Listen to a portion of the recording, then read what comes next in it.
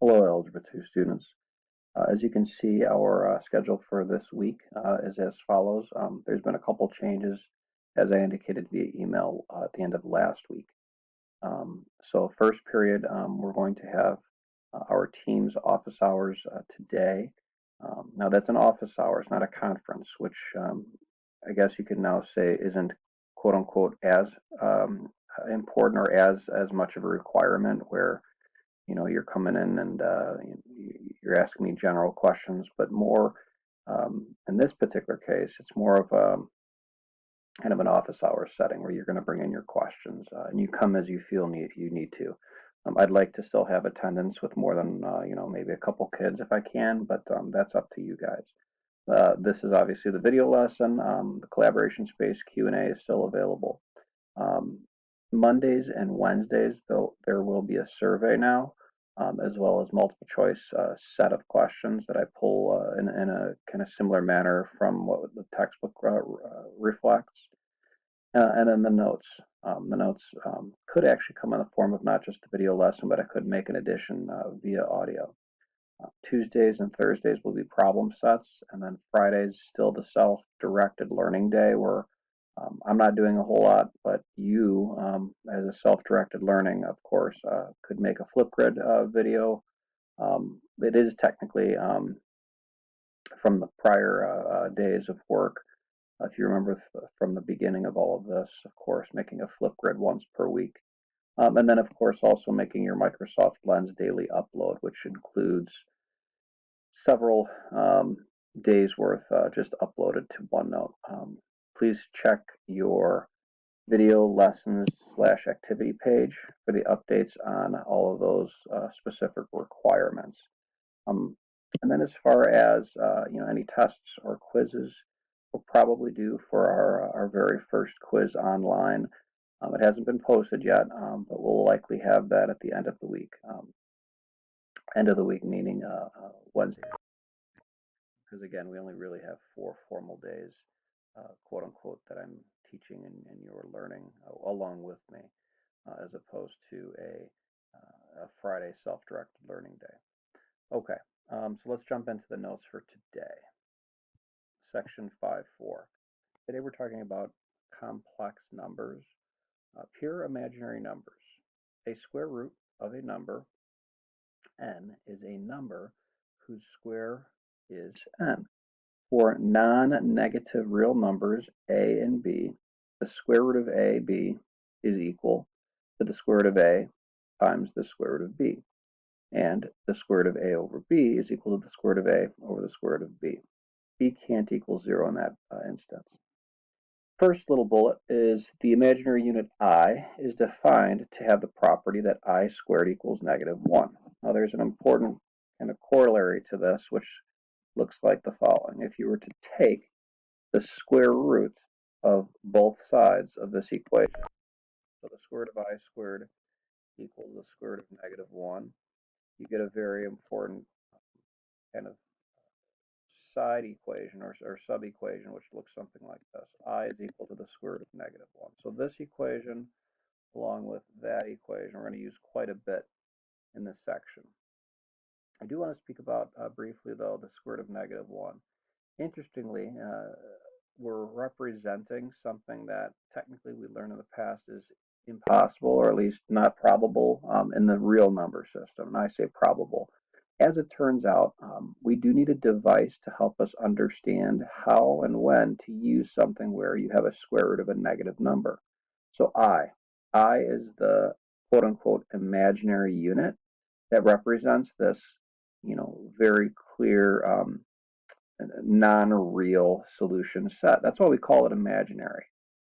Okay, we'll talk more in a moment. The second bullet. Simplified square root expressions do not have radicals in the denominator, and any number remaining under the square root has no perfect square factor other than 1. These little blurbs here, this blurb in this bullet is just highlighting that when it comes to square roots, there are some very important principles we have to abide by still, as you learned in Algebra 1. But today is going to be mainly about how to embed this square root of -1 idea as an I, or imaginary unit. Example 1, the square root of negative 48. Okay, we jump right in. So we've got a negative number that's under the root, or a negative radicand. So how do we do this? Well, we do remember, hopefully, that negative 48 using a factor tree, or as they show, the product property application, 16 times negative 3. 16 is a perfect square on its own separate root, so square root of negative 16. Negative 3, interestingly, you can write just as the square root of 3, which is smarter because here you have simply the square root of negative 1. And the square root of negative 1, as we said earlier, is just going to be replaced by the letter I. You can take the square root of 16 nicely, of course. That's just 4 because, again, it's a perfect square. The square root of 3 will stay as is under the root, or the radicand of 3 will stay as is. The I, well, interestingly, that I will be pulled out, so to speak, or rewritten as such. So I times 4, or 4I root 3. Another version of this, the version that you'll probably see me write more often than not, is putting the I after the square root. So 4 root 3I. There'll be a portion that is quote unquote real. And then this is the I, of course, that it's multiplied by. Okay, part B. Simplify.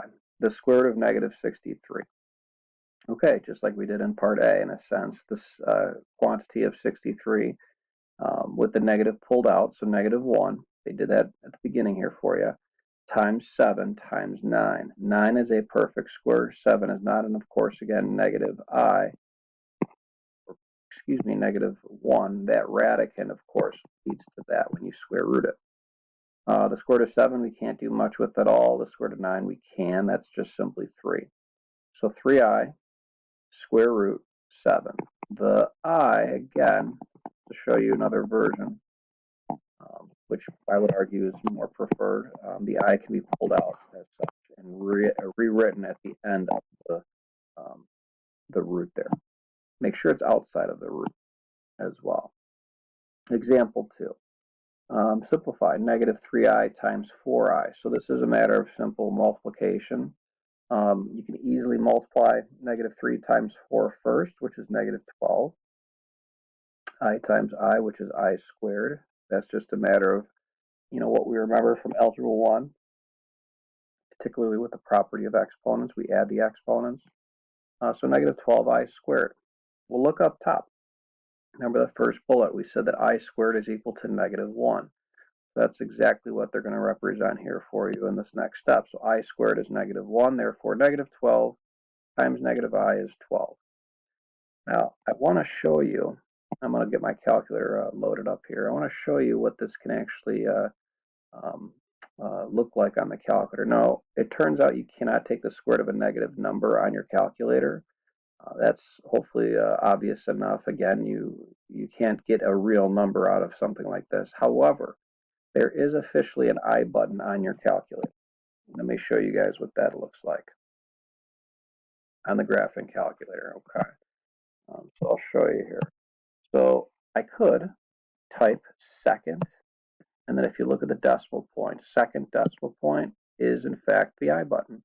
Now, just for the sake of argument, well, just I on its own will be, if I were to hit enter, it will be just I. So I'm going to square it just to show you that the calculator is in fact programmed to do this calculation.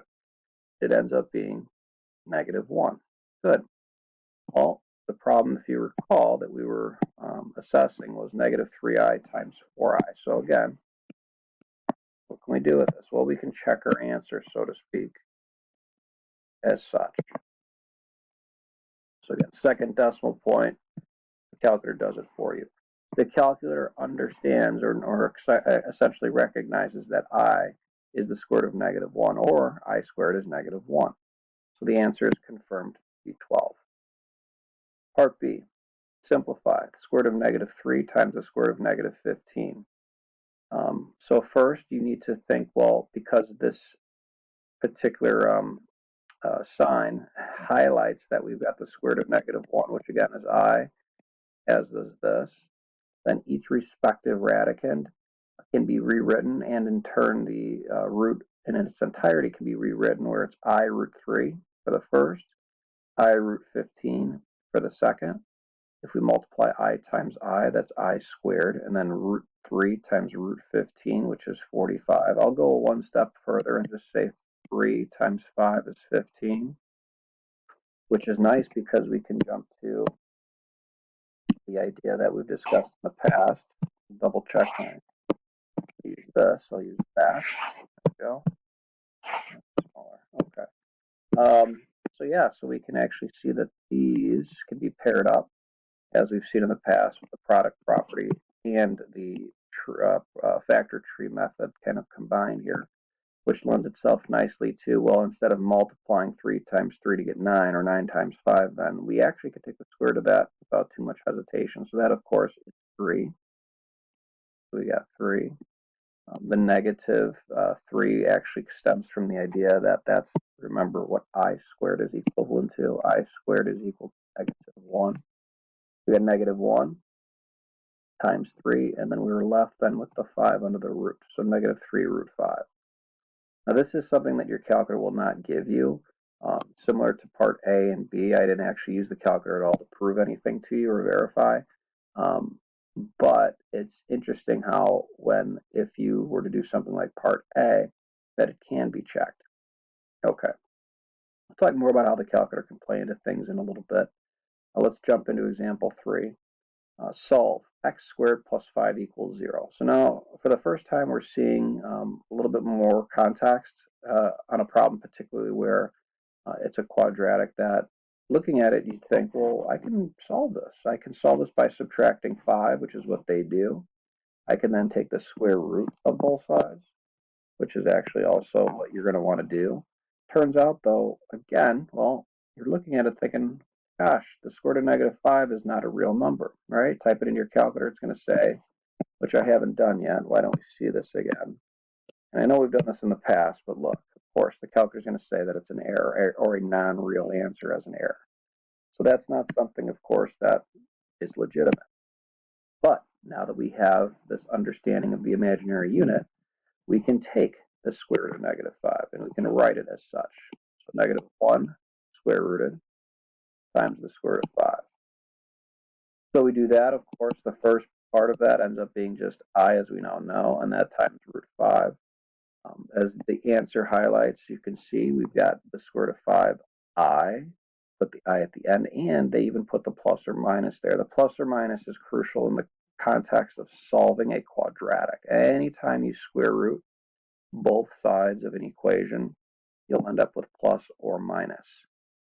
This is the final solution. And yes, it's an imaginary number, which implies you won't actually see it on the graphing calculator nor on the graph, but it's something to keep in mind as we continue here. Okay, there are a variety of problems to take a look at just on this side. I'm going to go ahead and just kind of show you guys one or two here because I do want to show you guys some things on the back side. So let's kind of take a look here at number 4. This is an interesting problem as it shows here. We've got a quantity of 2 plus I times another quantity 2 minus I.